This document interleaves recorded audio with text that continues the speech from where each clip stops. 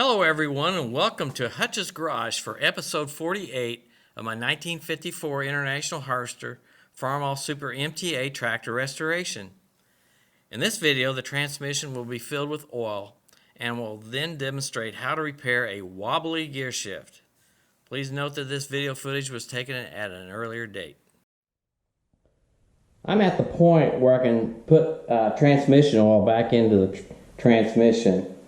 I'm going to put in 90 or 80 to 90 weight oil. I bought it from Rural King. And the oil level locations on this tractor are as follows. You got two plugs, one on the main transmission there. Then there's one up here in the front, and you can actually see it from the inside at this cavity here, where the independent power takeoff primary and secondary gears are in this cavity here. There's a connection that goes through down low that connects the main transmission with the front up here. And of course, this is the dry cavity for the clutch for the torque amplifier right there. So what I want to do, let's get this back, is fill the transmission. But first fill the torque amplifier cavity that's right there, okay? It's at a higher level than even the oil plugs, okay? The bottom of it's about even with the oil plugs, maybe a little higher, a little lower, I don't know. And here's the main transmission, the cavity here. Oil fills up to the torque amplifier by the constant mesh gears spinning, throwing transmission oil up here into these troughs. This trough right here lets oil come into the torque amplifier area and fills up that cavity right there. So I want this filled so we don't have to wait on the engine filling it up. It'll have oil right away to the torque amplifier gearing, because that's a delicate area here and you don't want it to run dry very long. So that's what I'm going to do. I have closed off the transmission with plugs for the drain plugs, one up here, one in the back. There's a 2-inch plug on the independent power takeoff primary and secondary gear cavity where the secondary gear nut is located through the clutch housing. Also, I put on a cover underneath here and back here. This cover here is for the independent power takeoff. Access to the bottom of the gears there. There's a drain on that also. And this area here is a cover where the independent power takeoff seasonal disconnect is located. So I'm going to pump it up into this cavity with this little pump here. And I'll probably just take and drain the rest of the oil into this main cavity here and let it fill up. So that's my plan.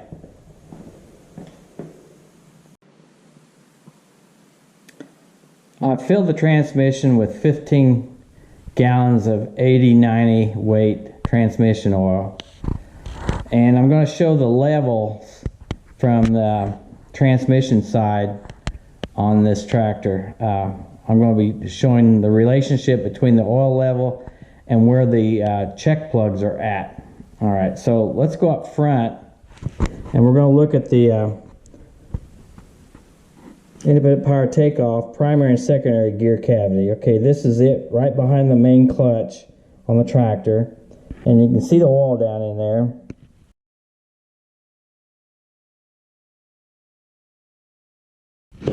And you should be able to see also, okay, there's the oil. Try not to shake too much. And that's in relationship, that's right here. And then the oil plug is back in there.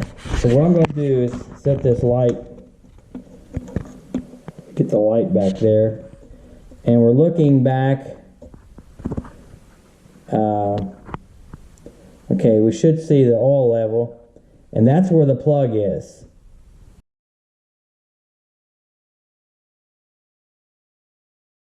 Okay, and that oil level is halfway up the plug.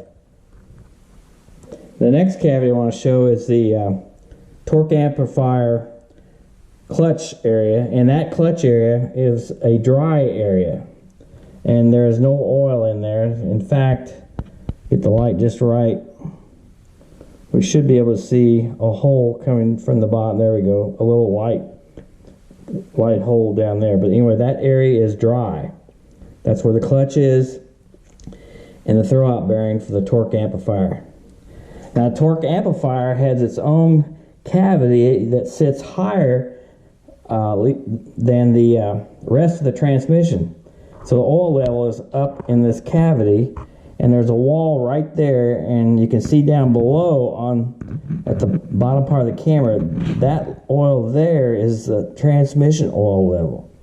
And this oil right here, where I'm flashing the light back and forth, that's the level it's at the torque amplifier. So I filled this up so this torque amplifier would have oil on startup and wouldn't have to wait for it to fill up from the throwing of oil from the constant mesh gears in the main transmission. So let's now look at the main transmission. Okay, let's get back relationship there. That's what it looks like there. So we're going to look into the main transmission. Here's an oil trough on this side, and that one goes back to the bearings on the differential and the bull gear bearings. Same thing right there. And this is that cavity I talked about earlier that fills up oil.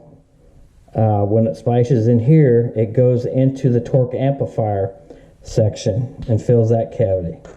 Now I'm going to shine my light such that you should be able to see. Let's get my focus on this a little bit harder. Okay, get the camera just right. It's hard to get this camera. Okay, we should be seeing the oil fill plug, or not the fill plug, the check plug there. The oil level is halfway up on that one also. Okay, see where the light's kind of flickering right there. Anyway, that's the relationship. You can see the oil's covering most of the bottom gears down there, but it's only like 3/4 of the way up. Same way with that independent power takeoff gear set.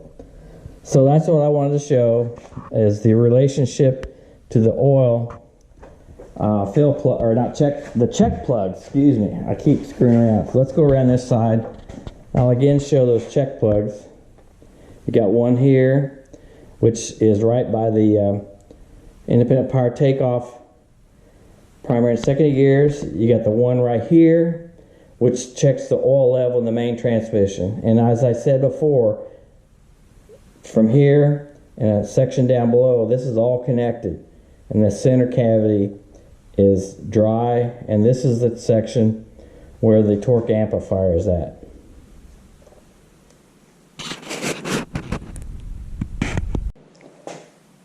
I'm going to work on the transmission shift lever to reduce some of the play that was in it. I've already had it apart, so I won't go through, taking it apart originally, but I'll show you how to get it apart. When I first got it, it would just wiggle like crazy back and forth like this, and I think this pin right here was out of whack or something. I didn't notice. The little covers that go on both sides here that seal this up were gone. And so I'm going to show you the easiest way I found to get the cotter key out and pull this thing apart. So I'll take a pair of vice grips. I put as much pressure down as I can, squeeze it, and work that pin out. Okay, now I can release it. There's a washer on top, a spring, another little washer, and then this aluminum cover that goes over it like this. Now, push the pin out. I'm going to just take a bolt from this end, just shove this out, pull it out. Now you can lift it up. So the main things you get in a new kit are the replacements for these. You can see this is worn pretty good. This actually surprisingly doesn't look as bad as I thought it would. But anyway, so I bought a new kit, and this is the kit. It's from Steiner. It's IHS 981. So we'll open it up.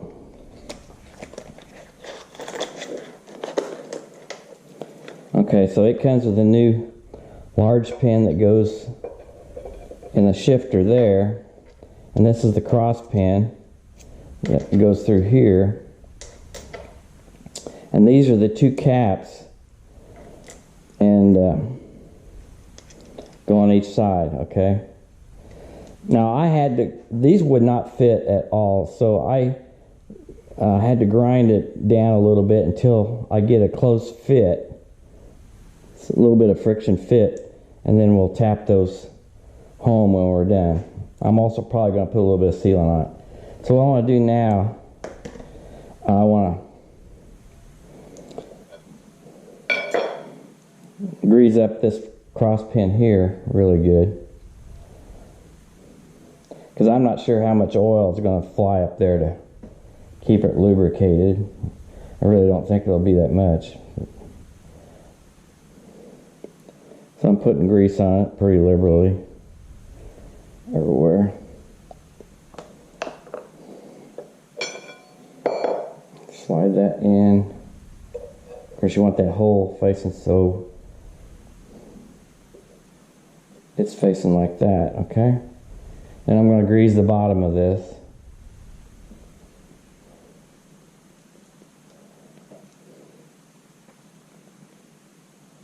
Make sure I don't lose the pin while I'm at it.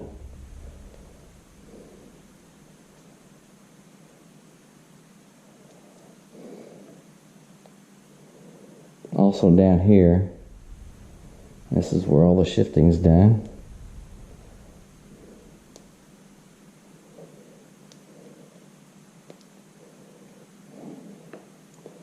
So we'll stick it in, of course, with the handle back. Make sure that pin, that hole's kind of lined up where we want to shove this pin through here. So you may have to wiggle this around and get it started.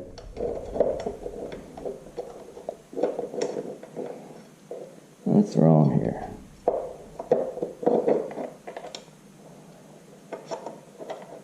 Alright, so I got it lined up. So I'm going to grease this pin up. Stick it in.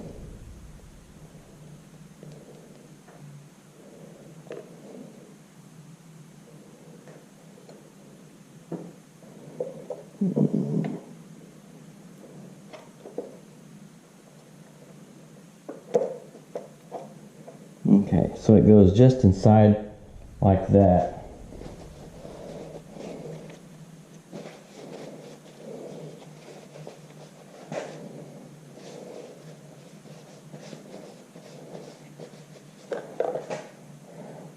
So we're going to put it back together.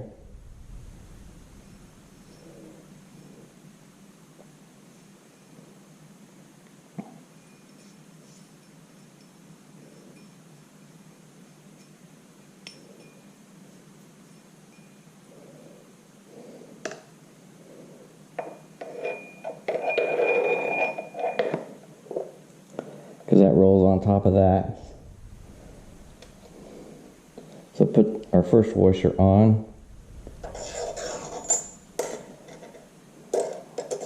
Spring.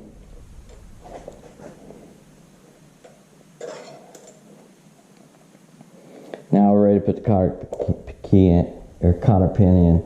So it has to compress down at least that far. So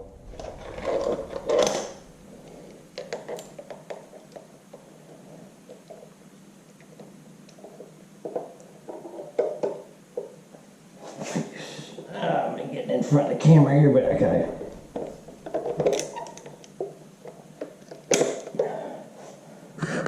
Okay, I think I can get this in. If I can only get it in part way, well, still needs to go down a little bit more.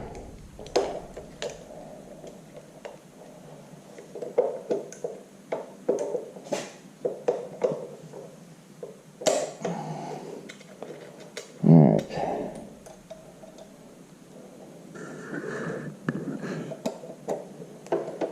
I got it through enough. Pat it home. And then we'll bend it over to finalize it. So the next thing I want to do is put these covers on. And I'm going to use a little bit of sealant to do it, if I got anything left here. I think I'll just put it here and rub it around on the inside.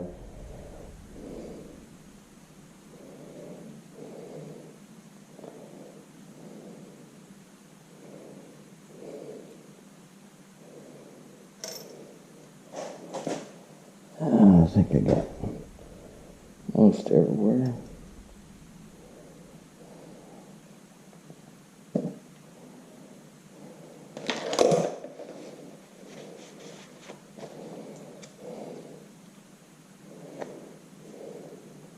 So right now, I just want to tap it in there, seat it, and then we'll do a crush. Okay, it's all the way home. I could probably do it with this. This isn't enough hammer. Let me grab a hammer real quick.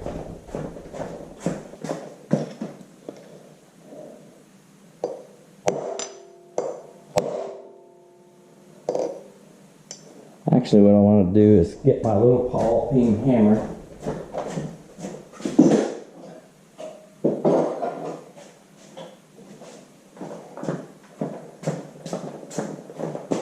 Let's see if that, yeah.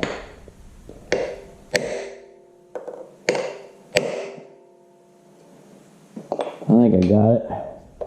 Alright, and we'll do the same thing on the other side with this other cover. There's, you got a place on the other side to put it in. So that's how you put that together and replace the pins. I'm going to paint the shifter along with the transmission and everything when I paint this tractor. So that concludes that. That's all the time we have for in this episode. Thank you for watching this video. If you like this video, please hit the thumbs up and subscribe to my channel. Please continue to join me for the next episode as I restore and rebuild this 1954 International Harvester Farmall Super MTA tractor.